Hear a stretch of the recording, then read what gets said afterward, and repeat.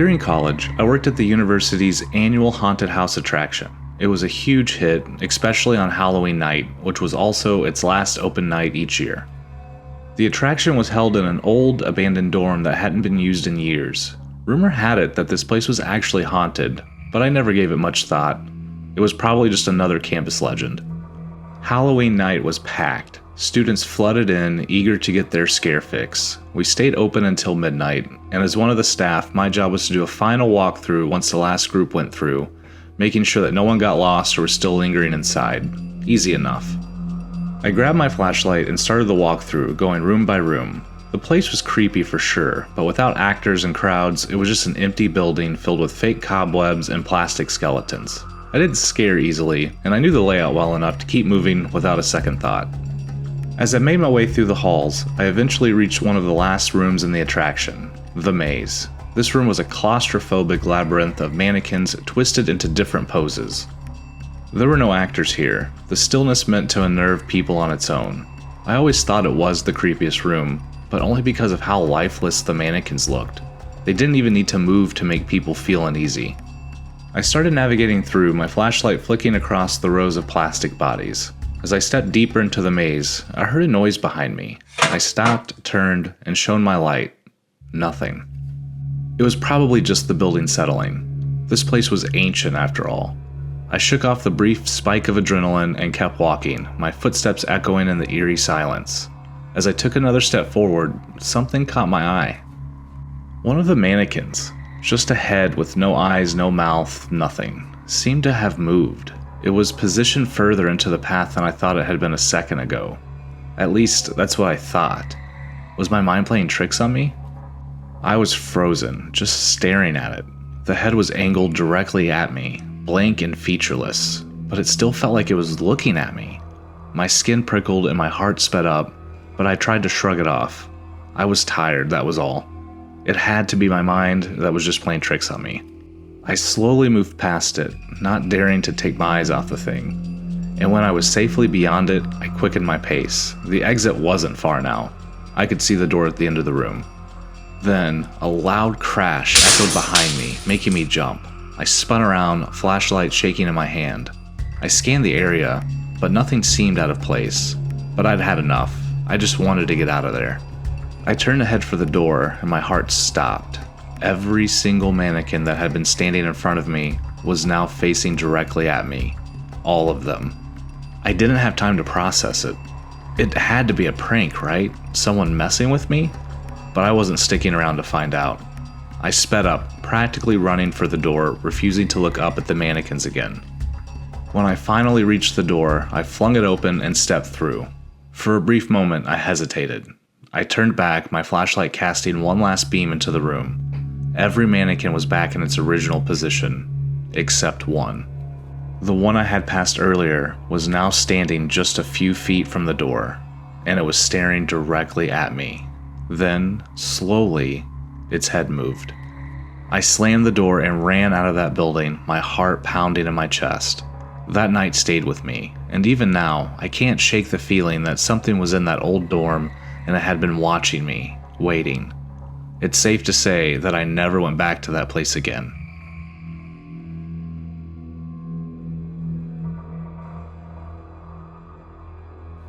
When I was in high school, I convinced my parents to let me have a few friends over for Halloween. Claire, Lisa, and Izzy and I had the whole basement to ourselves, fully finished with a mini kitchen and even a half bath. It was the perfect setup for a spooky sleepover. We spent the earlier part of the night trick-or-treating, and then we headed back to my house, dumped our candy, and settled in for a movie. Around 10, my mom came downstairs to tell us that she was heading to bed. She reminded us to keep the noise down, and then went back upstairs. By midnight, we were wired, probably from all the sugar, and looking for something else to do. That's when Claire brought up Bloody Mary. Apparently, someone at school had done it and claimed they actually saw her. I'd never heard of the game, so Claire explained it to me. She said you have to go to the bathroom, turn off the lights, and stare into the mirror. You then have to say Bloody Mary 3 times, and then you can see her in the mirror. I laughed, saying there was no way that was real. Claire shrugged her shoulders. Izzy then shouted that we should all try it.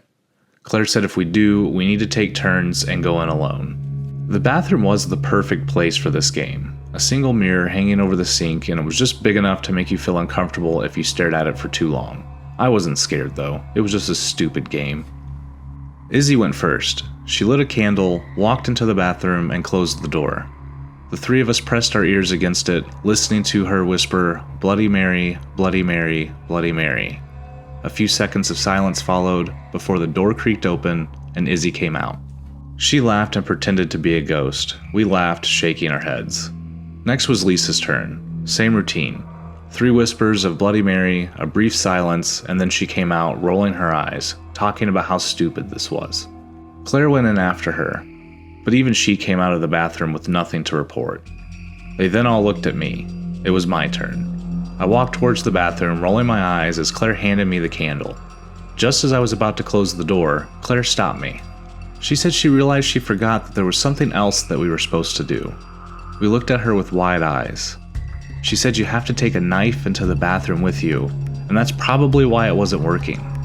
It seemed weird, but I shrugged. Claire and I went into the mini kitchen, grabbed a knife from one of the drawers, and walked back towards the bathroom. When I got inside, I looked at Claire, who was smiling, and gave me a thumbs up. I closed the door and placed the knife on the sink next to the candle, the flickering light casting long shadows across the wall. I stared into the mirror, feeling silly. While I knew nothing was going to happen, I would be lying if I said I wasn't a little scared. I took a deep breath, then said the words, "Bloody Mary, Bloody Mary, Bloody Mary."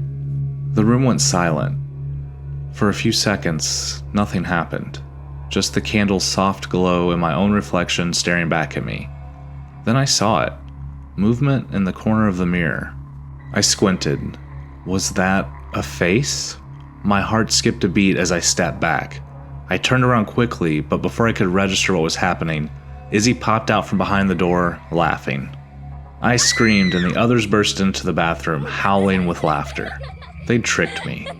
Izzy had snuck in before I even entered, crouching behind the door. That's why Claire wanted me to go get a knife. I shouted at them, telling them that it wasn't funny. I could feel my face flush with embarrassment. They were still laughing when suddenly, they all stopped. The room went dead quiet. I asked them what was wrong, but none of them answered. They just stood there looking at me with pure horror on their faces. Then Claire slowly lifted her hand, pointing just behind me. Izzy then screamed and ran out of the bathroom. Her scream must have broken Claire and Lisa out of their trance as they followed suit. My heart was pounding, but I didn't understand. What was their deal? I looked around the room. Everything seemed normal, until I turned back to the mirror. At first, I saw only my reflection, but then I noticed something was off. The person staring back at me wasn't me. She looked exactly like me, but her face was twisted into a wide, unnatural smile. My own lips were frozen, trembling. I wasn't smiling. I screamed and bolted out of the bathroom, sprinting up the stairs just as my parents were coming down, confused by all the noise. I yelled that someone was in the bathroom. My dad rushed down, but when he checked, there was no one there. Everything was back to normal. No weird reflection, no eerie presence, just a regular bathroom. My friends refused to come back over after that night, and I never talked about it again. But to this day, I still don't know what I saw in that mirror. Was it Bloody Mary? Or something much worse?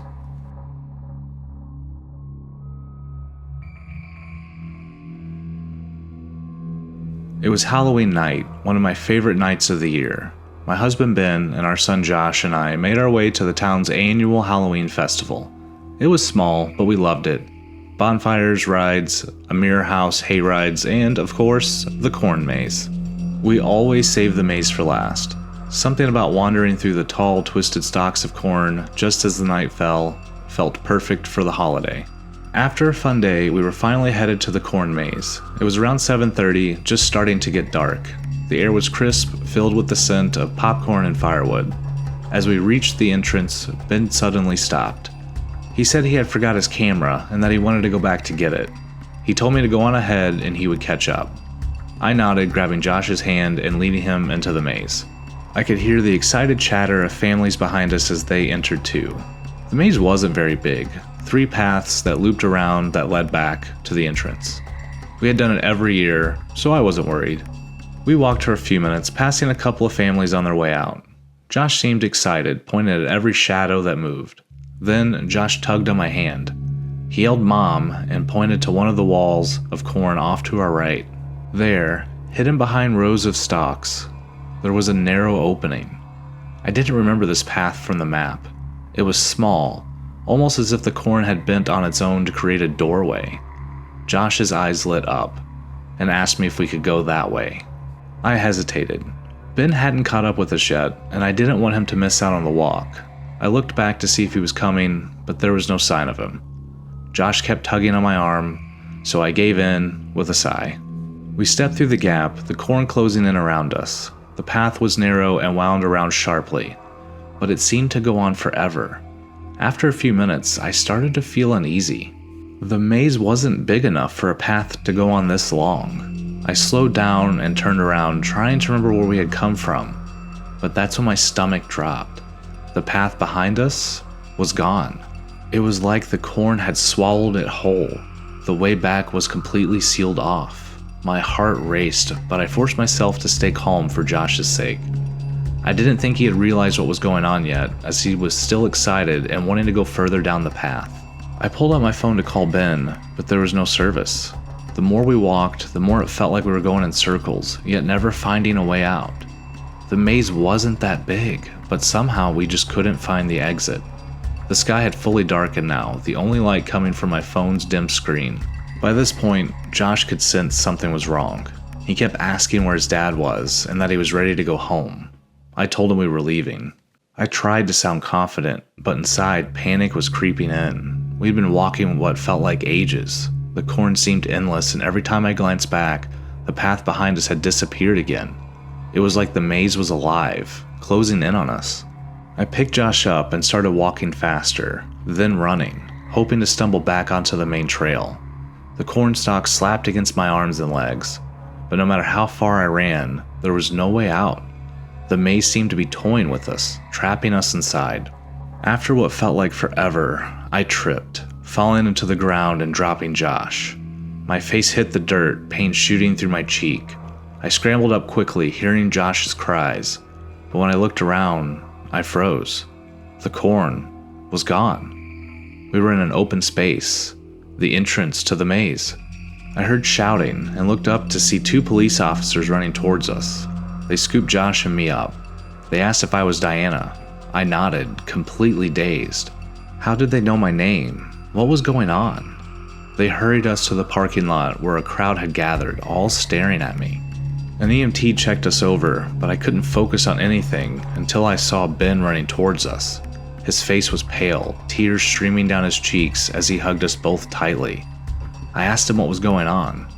His response, well, it still haunts me to this day. He said that we never came out of the corn maze, and that the police had been searching for us for almost 48 hours. The crowd of people were members of the community who had come to set up a search party. I stared at him in disbelief. What he was telling me couldn't be possible. I knew we had been in the maze for a while, but 2 whole days? That was impossible. None of this made any sense, and to this day, I don't know what happened in that corn maze. Josh doesn't remember anything, but I'll never forget that feeling of being lost, trapped in something that was far more than just a maze.